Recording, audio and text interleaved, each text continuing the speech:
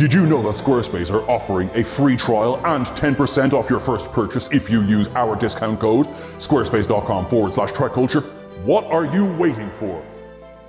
Handling something as delicate as first contact really takes a soft touch. When you're off in the Delta Quadrant, that only becomes much more important because it's not exactly like you've got an entire fleet standing behind you ready to help. One ship did okay. Another ship maybe was equinoxed by the first one? Not my best pun. With that in mind, I'm Sean Ferrick for TrekCulture, and here are 10 disastrous USS Voyager first contacts. Number 10, deuterium, hydrogen sulfate, and dichromates.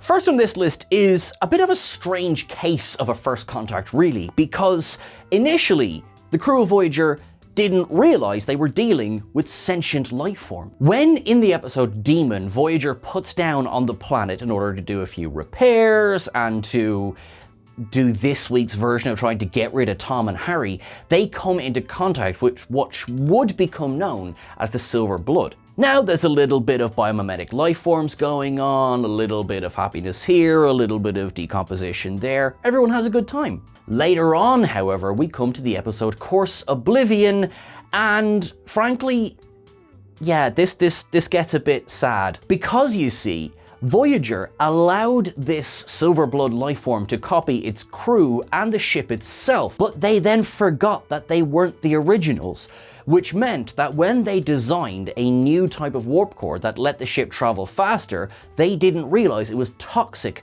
to their own genetic makeup, which meant they all basically melted and died, all of their logs were lost, and they were never spoken of again.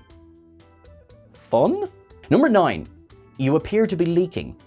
The episode Night is a great way to open the 5th season of Star Trek Voyager, basically because, well, the production team got to just not bother putting in all the stars when they were doing the fields surrounding the ship. What becomes a very introverted episode for some of the characters, such as Janeway, as she effectively locks herself in her quarters and feels sorry for herself for a long time. Haven't we all done that this week? We also get first contact with an alien race that would become known as the reason we got the Delta Flyer. Yeah, okay, they're also known as the Malon. The Malon come from a now beautiful planet that is as clean as anything, and the way that they do that is by dumping all of their waste out into space.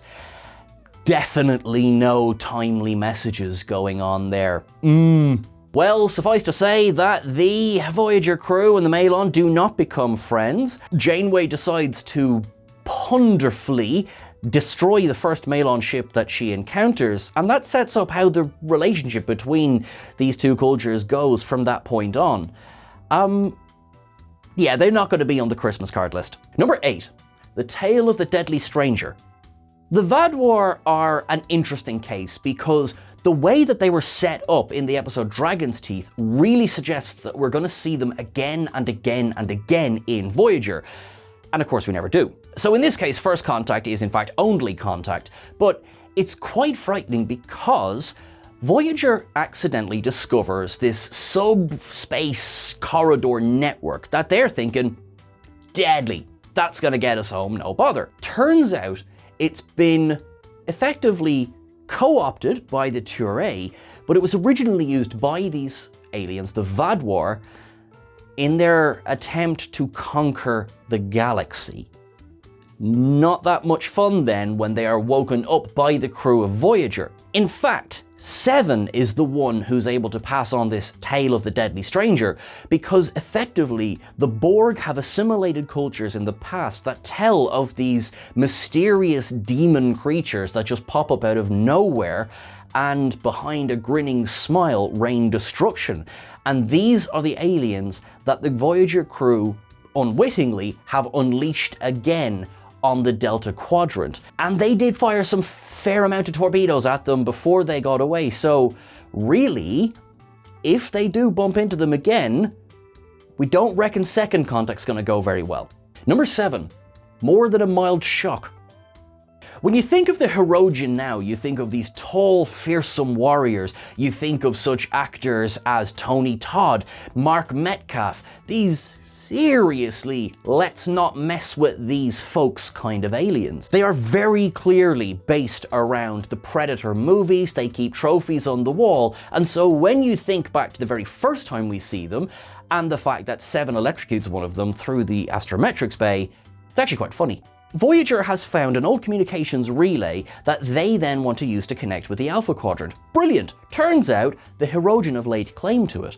They want to stop Voyager using it, and Seven, in what possibly they thought was going to be a momentary bit of comedy, sends an electric shock through it. They use the associated relay, everyone's happy. Well, that is until the rest of the Hunters turn up. Maybe hold off on those impulses for now?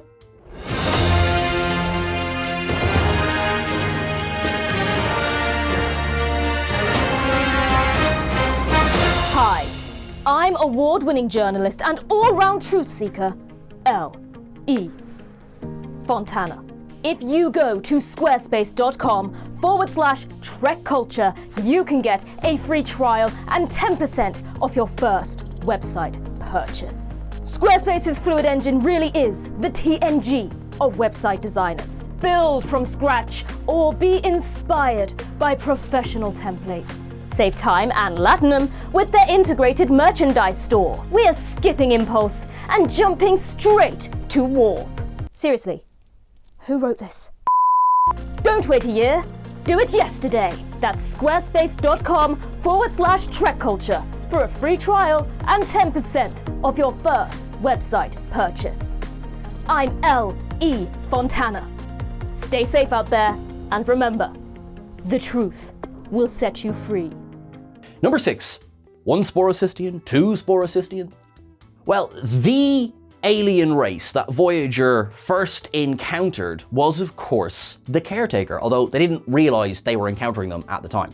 The Caretaker, and though we wouldn't discover her for a while, later on Suspiria, are members of a Sporocystian life form called the Nacine. This Caretaker has been caring for the Ocampa, another first contact race, for an age because he accidentally made their homeworld barren. He has been looking for compatible member races to, to create a new caretaker for the Ocampa. Unfortunately, by the time Voyager reaches them, they're out of luck. The Caretaker dies before any of the secrets, really, of the Nacine can be passed over to the Voyager crew. The Caretaker's array is destroyed by Voyager to save the Ocampa from the Kazon.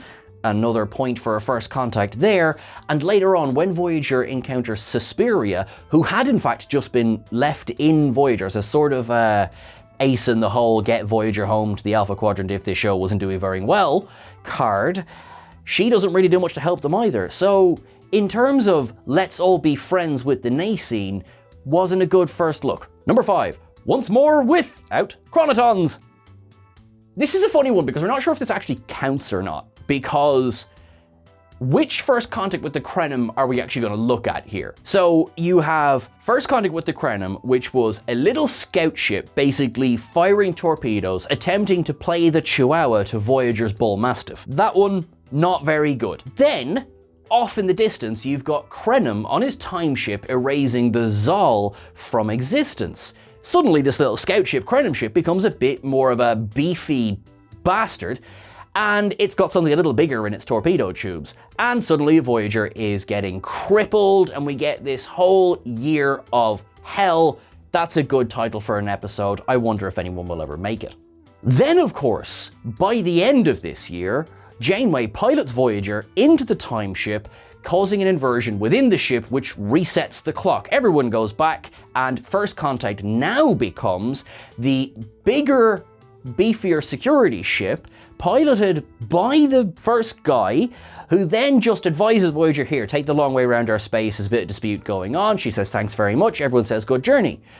So actually that wasn't that bad, but then when you count Kess in before and after, time travel hurts my head. Number 4, biomolecular warheads first, class reunions later. So first contact with species 8472 effectively put Harry Kim on his deathbed, And then the ship was nearly destroyed, a lot of Borg were killed, it was a good time. Then we start reaching out to try and understand who Species 8472 are. The weak shall perish. Okay, cool, not gonna go for dinner with them. Then Voyager ends up in fluidic space because the Borg brought them there. They fire some modified torpedoes, they get the upper hand, the Borg go on their usual rampage through the Delta Quadrant. Whoops. So, pretty bad first contact, right? You'd think that might be it, let's stay away from them forever. Bit odd then, when Voyager finds a holograph or a hologram ship floating in space and they beam over and they're at Starfleet Academy. What? What's this doing here? Let's test these. Oh my good Christ, they're 8472. They were preparing a full invasion of Starfleet. Thankfully, there's a lot more communication going on this time. So you could argue that this is the proper first contact between 8472 and Voyager. And if that's the case, it shouldn't be on this list. So we're going to go back to the first contact, which was one tripedal alien, one swipe of its claw, and Harry Kim's face eating itself. Number 3, going through a difficult phage? The Vidians are effectively the vampires of the Delta Quadrant, and there's so much tragedy attached to them. However, they're also horrible because of how they try to combat their tragedy. Our very first experience of them is Neelix having his lungs stolen because the lungs in the people that stole them are rotting away. That's how they stay alive, by harvesting organs from other aliens. In this episode, which is aptly called The Phage, these same Vidians do in fact save Neelix's life. Now, while Neelix's own lungs are now fully integrated into another person who will die if they're removed, Kes, thankfully, the Ocampa are able to effectively live perfectly fine with one lung. She can donate one lung to Neelix, the Vidians can make it happen. Okay, sounds like we got a good ending to a bad situation. Janeway does take the time to say, listen, if we see you again, we're going to blow you out the sky. I'm paraphrasing, but that's effectively the message. As time goes on and we encounter more of the Vidians, turns out Janeway made the right call. They're not very nice. Dinara Pell is one of the few Vidians who shows their humanity, if you like, has not been lost to the phage. So with that and the knowledge that the members of the think tank, which Voyager encounters a few years later, have cured the phage, time might be right for second contact with the Vidians now. Number 2, most storms don't rain nanoprobes. In the finale of the 4th season of Star Trek Voyager, we meet Arturis, and he initially seems to be a friendly alien who can speak all of the languages and understand absolutely everything, and totally coincidentally, Voyager also encounters the USS Dauntless, which is equipped with a new slipstream drive. Everyone's happy, we'll be home for tea. You never really thought that was going to happen, did you? Turns out Arturis was a member of a species that was directly counting on Species 8472 to effectively destroy the Borg. When Voyager made the deal with the Borg that saw Species 8472 sent back to their own fluidic space, the Borg then turned around and assimilated Arturis' culture, leaving Arturis, little understandably, infuriated. Knowing that he can't take on the entire collective, he effectively settles his rage on Voyager itself. He uses the line that the Borg are like a storm on the horizon. You don't get angry with the storm. But if the Voyager crew were the ones who sort of pushed the storm in their direction, they can be blamed. And I can sort of see his point. Voyager does survive the day and, Dauntless unfortunately ends up in the hands of the Borg, who, having transwarp ability already, possibly just don't care about Slipstream. But it's quite a sobering thought to think that this final, to date, encounter with Arturis' species, I mean, he says a few other survivors got away, but was one of pure rage, pure blame, and quite frankly ends in sadness for Arturis. I'd be a bit concerned really for Voyager if they're nipping back to the Delta Quadrant anytime soon. Number 1, no more SCARVES on SIKARIS. Very early on in Voyager's journey to the Delta Quadrant, they encounter the Sikarians.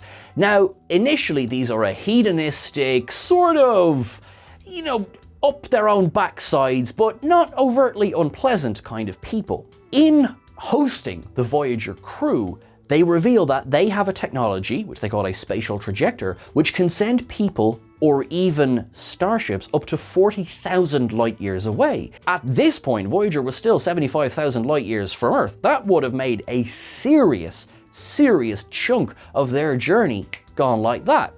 Unfortunately, the Sikarians were like, we kind of have this directive thing where we don't share technology. Although Janeway she has to accept this, she does attempt to negotiate, she does attempt to explain their position, and alas, the Sikarians won't budge. So, when Seska and B'Elanna basically hatch a plot to steal some of this technology, a plot that Tuvok gets involved in as well, they are then left in a position when it turns out the technology is completely incompatible with Voyager. They can't exactly ask the Sikarians for help either, because they've just stolen from them. So it's all a bit of a disaster, really. And it gets a little bit more awkward when, years later, 7 of 9 reveals the fact that the Borg have assimilated this spatial trajector technology, which is saved only for the use of the Queen, and why it wouldn't be used for a full-scale assimilation of the galaxy, God only knows. But yeah, does that mean that the Sikarians didn't have a happy ending? I'm not sure I like this list. Thankfully though, that's the end of it. Thanks very much. What do you think should be on this list? Thank you so much to Jack Kiley for writing this list originally. Go check it out over on whatculture.com. Thank you to the wonderful Tom for making this look pretty. Don't forget to follow us along on Twitter at TrekCulture, and then you can follow us over on Instagram at TrekCultureYT. Remember, every Tuesday we have a podcast that drops, so that will be on all of the podcast catchers of your choice. Don't forget to follow Jack over on Twitter. He's at Jack Riley. I'm at Sean Ferrick. Tom is at Tom C. Finn or Tom Roberts Finn. I think that's everyone. You are all awesome. Make sure that you look after yourselves until I see you again. Make sure that you live long and prosper. Our friends in Ukraine, Slava Ukrainia. Everyone, have a wonderful however long it is till I see you again. Make it so.